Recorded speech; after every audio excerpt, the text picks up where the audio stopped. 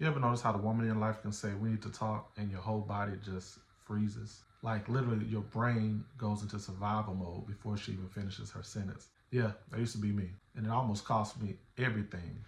But today we're gonna talk about 5 communication skills that changed our marriage. And I wish somebody would have told me this 15 years ago.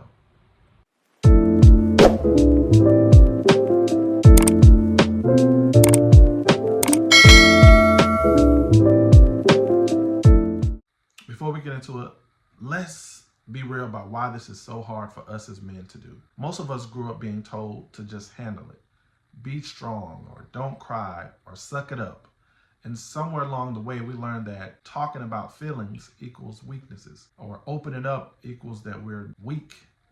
And so when our woman says, talk to me, or share with me, or, just talk, our instinct is what? To shut down. Not because we don't care, but because we were never taught how. And so I'm telling you, for years, when Portia wanted to talk to me about something emotional, my first go-to as a man was to fix it. Let me give her a solution and let me move on. And a lot of times when I would do that, made things worse. And I had to understand she didn't want me to fix it. She just wanted me to listen. So that's not weakness. That's a skill. And I'm gonna give you 5 that'll change everything. First one, and this is foundation, listen to understand, not to reply. Most of us, when she's talking, we're already formulating a response. We're already waiting for her to stop talking so we can do what? Make our point. That's not listening, that's debating. So when you think of it like that, here's what real listening looks like. And I'll give you a scenario. She may say, I feel like you don't care about what I'm going through. Your instinct is what? To defend yourself. What do you mean? I do everything for this family. When all she wants is for what she said to just sit with you, to say, tell me more about that. 3 words that can change everything. I understand how a lot of time when a man actually pauses and says, tell me more, that tells her that I'm with her. That lets her know that we're on the same wavelength. We're on the same page. He's trying to understand me so he can walk alongside me. And that way we can have some success in our relationship. A lot of time, honestly, that does more for your connection than any solution could ever do. Because you're trying to meet her where she is. Not trying to fix it, not trying to defend your point, but you're trying to come alongside her and say, you know what, I understand, and I'm trying to be there for you. Simple as that. I'm going to give you a scripture. Proverbs 18:13 says, to answer before listening, that is folly and shame. God designed us to listen first. That's wisdom in that. So when you going through life and the situation arises, don't immediately jump to, let me respond. Do this. Tell me more about it. I'm going to listen to understand, not to reply.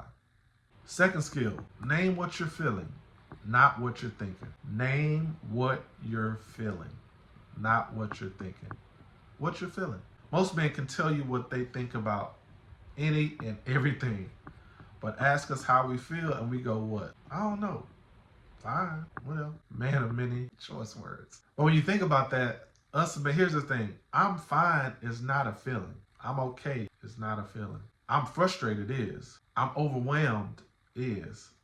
I'm hurt is. That one's hard, but it's real. As men, I used to think saying I'm hurt made me less of a man. But the truth is, when I start telling Portia I'm feeling disrespected right now, instead of just getting angry and shutting down, and everything shifted because she could actually work with that. She couldn't work with silence. Start small. Next time something's bothering you, use that formula. I feel emotion because of this reason. And a specific thing, and that's it. I feel frustrated because every time I come home, I'm doing this or I'm doing that, and I feel like I'm alone. So you begin to elaborate. It's not, I'm fine, I'm okay. Or you give them silence. That one sentence is a game changer. Hear me when I say that one sentence is a game changer. I feel emotion because of this reason.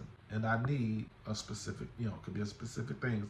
Another case, I feel frustrated because when I come home, I do more work at home than I do at work. And I need for you to help me between this time and this time. Game changer.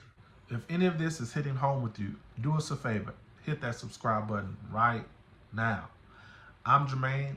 My wife is Portia, and we've been married over 15 years, and we share what we've lived, not what we just read.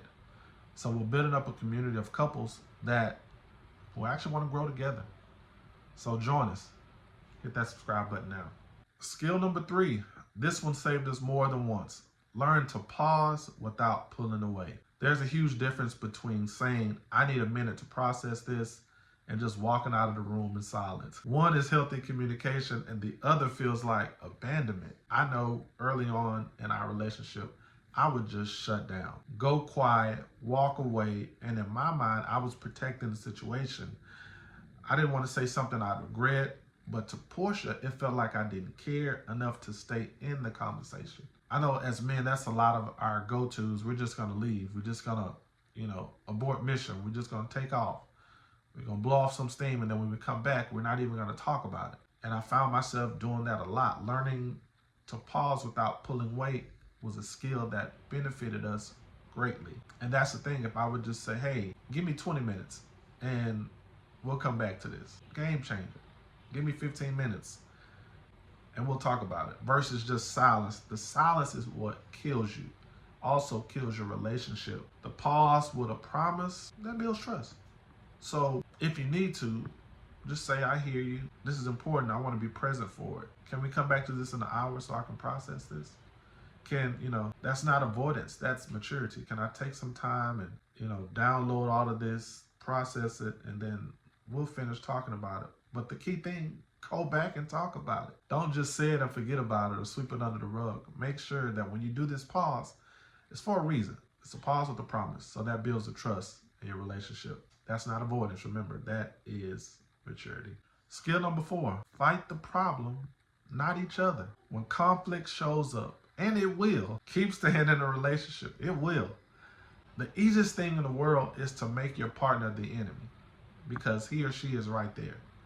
That's the easiest thing to do. You always do this. You never listen, but the moment you go there, you're on opposite teams. And marriage is supposed to be the same team. So here's the shift. Instead of, you never help me around the house, I'm feeling overwhelmed with the house stuff. And I need us to figure this out together. See?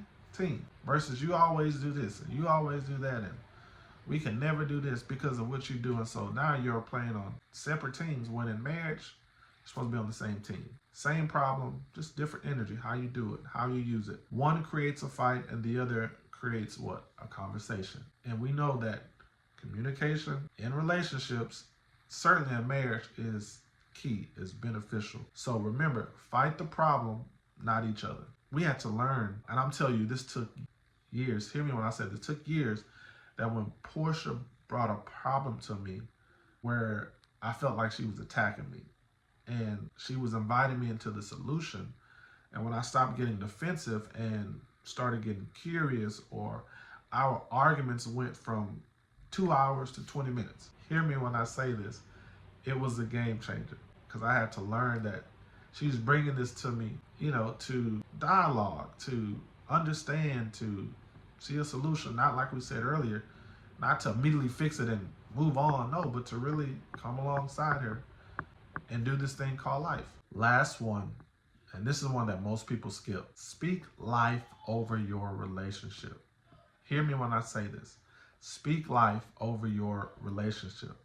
Not just when things are good, but especially when things are bad. When they're hard, when they're tough, when there's a struggle. Speak life over your relationship.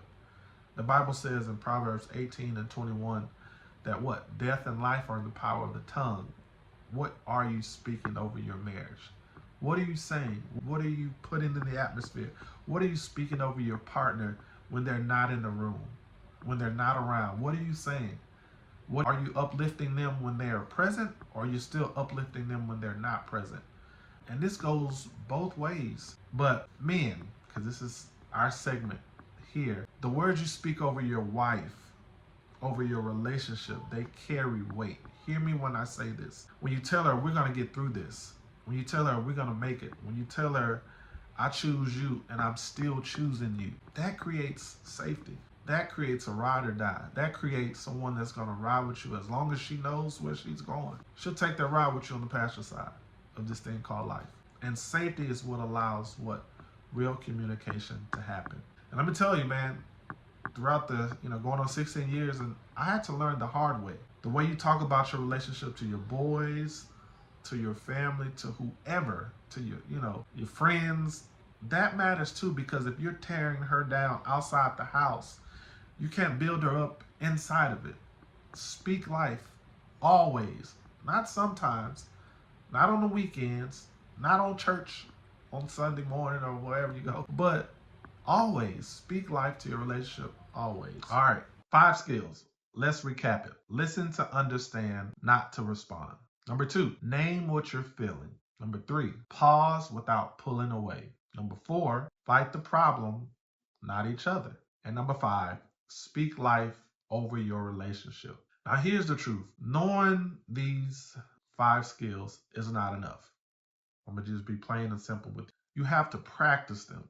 You have to continue to work at them. And you will mess up. We still mess up. And we're going on year 16. We'll be 16 this year, 16 years. But the difference between a man who grows and a man who stays stuck, the growing man comes back and says, I hear you. Let me try again.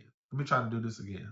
I'm sorry. Let me try to repeat that. If this hit home, drop a comment below. Tell us which one of these is hardest for you. Let me know. Say, Jermaine, this number right here is tough for me. I'm still working on it. I still need some help. That's how we build community. Thank y'all for chiming in today. We'll see you next time. Love and blessings.